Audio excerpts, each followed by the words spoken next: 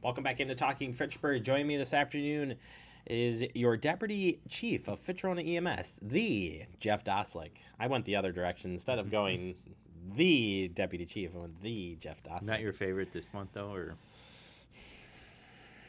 sort of? Okay. The pool's really gotten a lot bigger. Yeah. Well, it's good to be here nonetheless. Thank you. Yeah, where do you go from there? I don't know. Jeff, thank you so much for being on the show. Appreciate it. Lots going on in Fitch-Rona world right now. Yes. First, since you just sat down here, that the application pool for filling in the paramedic slots here coming up for the new station and stuff, we got a lot of applicants. We do. Yes. As of this morning, we had 52 applicants.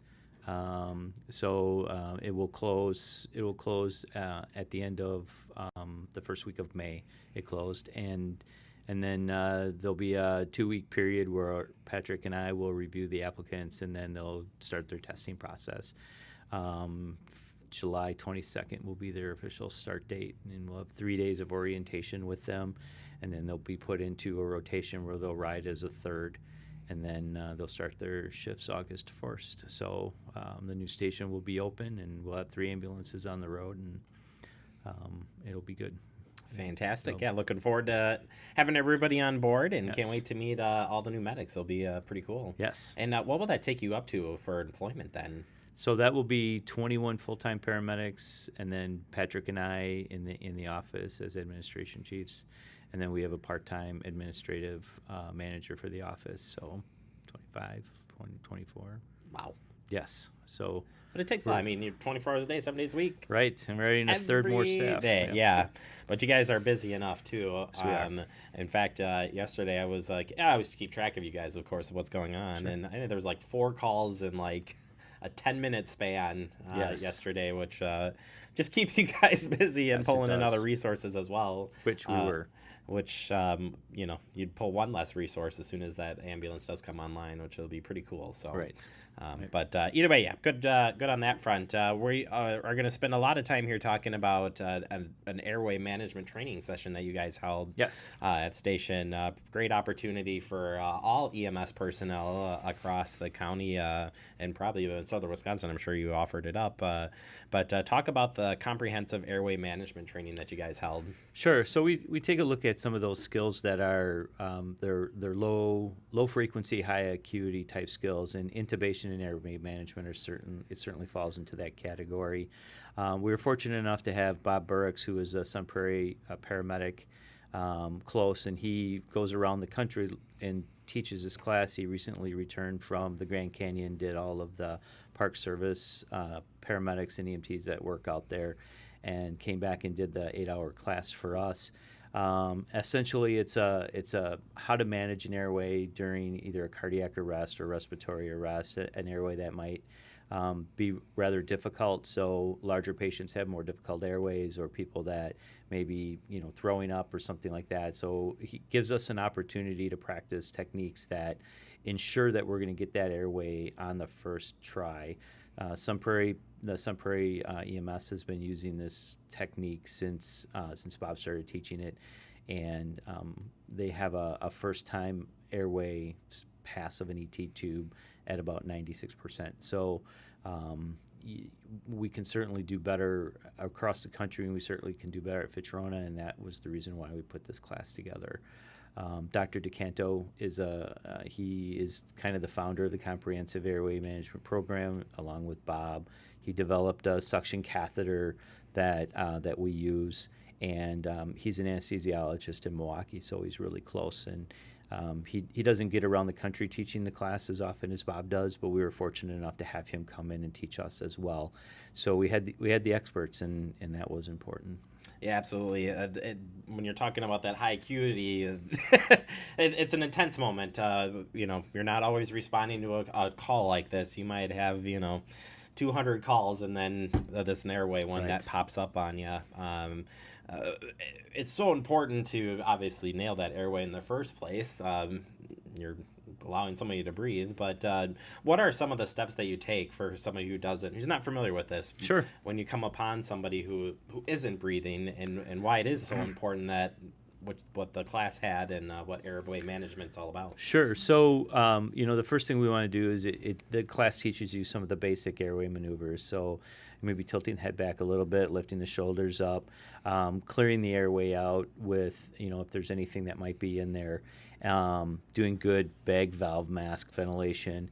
And the nice thing about the suction catheter that we use, which was developed by Dr. DeCanto, is it's large and has a big hole at the end of it to suction stuff out. I guess I don't know how else to put it. It's not, it's really great for the medics and, sure. and EMS personnel. So very important step there. But. Right, but using that technique of putting the suction catheter in the oral airway and keeping it in there while you do your intubation and making sure that stays clear is the biggest point of the comprehensive airway management program.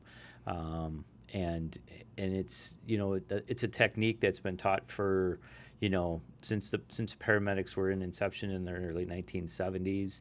The old-fashioned way that we've been doing it, where we don't use continuous suction all the time, and we have to look at new ways to manage the airway and have better success rates. So when this program came out, and Bob being close, living in Sun Prairie and working out there, it was kind of a no-brainer for us to bring him in, and fortunately we had Dr. DeCanto come in as well. So learning their techniques and establishing that airway a lot quicker than we have in the past, and making sure we have a continuous suction is really the biggest key. Yeah, and another important reason that you guys are a medic service, and you assist other services that are coming in, BSL service or advanced EMT service, whatever the case may be, right. Different levels of service, and you guys are kind of like that next line of defense before you get to the hospital. So when you're talking about these airways that you guys are dealing with, these are specific to paramedic, but what again goes into that lead up to you guys having to come in and help other services? Why do they call on the paramedics? Right. Well, I think that was, you just mentioned it, the skills that we're able to provide, the basic or advanced life support. We can put in, like a King airway, for example, which is kind of a blind insertion airway. And most services around the state can now do that. But that doesn't always protect the airway. It can cause some airway damage as it goes in. And so doing an intubation allows us to keep a better airway so that patients don't aspirate, if they do happen to throw up during the course of the call.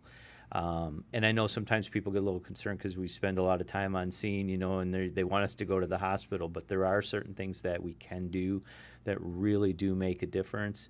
And establishing that airway not only makes a difference for them immediately, but what might happen down the road as they get into the emergency room. And if we can do that paramedic skill, that definitely makes a difference in some of the care that's going to happen that we don't even know is going to happen yet.